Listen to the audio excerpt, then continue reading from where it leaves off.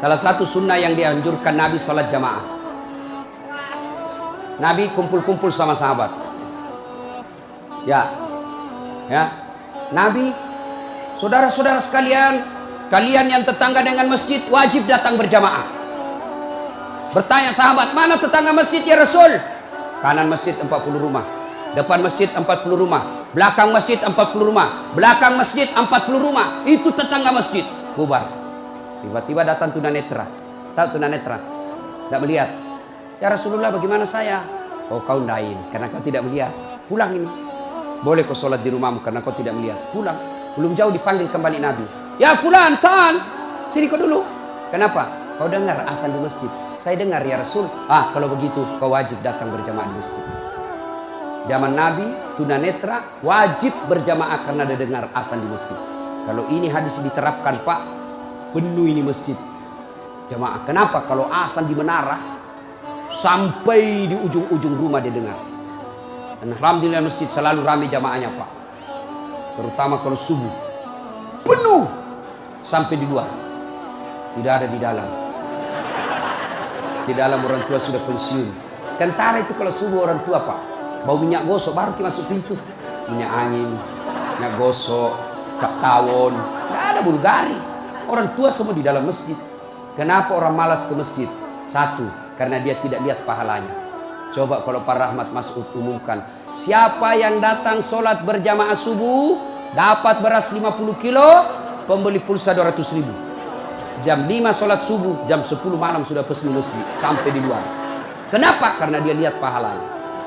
Yang kedua, kenapa orang malas ke masjid? Karena dia tidak tahu pahalanya. Dengar bapak-bapak ini, terutama kita yang sudah muka-muka sakaratil maut ini, yang sudah tua ya, rajin-rajin ke masjid, Pak. Berdoa mudah-mudahan bapak lagi sujud ajal menjemput. Apa keutamaan berjamaah di masjid? Satu, kalau hujan, basah baju, tuh kena debu melengket di badan, ke masjid, bajunya yang basah itu melindungi dia nanti pada masa.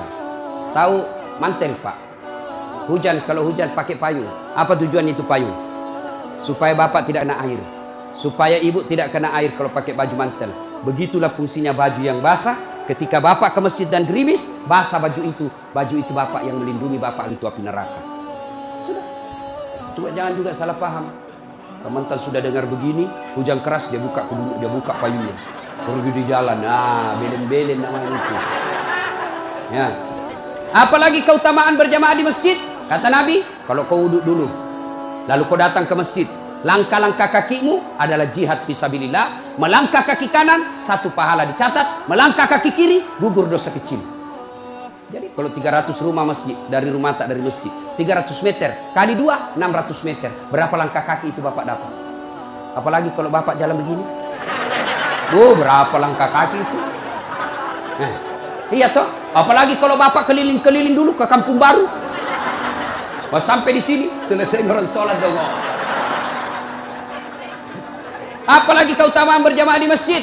Seluruh materi yang kita lewati, pagar, tembok, dinding, aspal, tumbuhan, semua jadi saksi. Dia akan berkata, ya Allah, jangan kau masukkan dia neraka, masukkan dia surga. Saya saksinya. Tanggal 20 November dia datang berjamaah masjid. Saya yang lihat. Itulah sebabnya kalau kita sholat jamaah, kalau kita datang ke masjid, setiap kita sholat sunnah di masjid, 2 rakaat pindah lagi. 2 rakaat pindah lagi. Supaya apa? Tambah banyak saksinya di akhirat kelak. Itulah sebabnya Nabi menganjurkan, kalau kau ke masjid, lain jalan waktu pergi, lain pula jalan waktu pulang. Ini amalkan, Pak. Amalkan, itu sunnah. Bapak datang masjid dari pintu sana, pulang dari pintu sana. Itu makin banyak saksi di akhirat. Yang keempat, lipat 27 kali. Artinya, sekali bapak sholat di masjid, 27 kali sholat di rumah baru sama pahalanya. Apalagi kalau di masjid ada disebut doa bersama. Mungkin di rumah bapak susah sholat, mungkin di rumah banyak godaan, mungkin di rumah ibu bingung, ini saya sudah tahiyat atau belum, ini sudah 2 atau 3, ini apa? Kalau di masjid aman, tidak ada kecemasan seperti itu. Nah, itu datang ke masjid.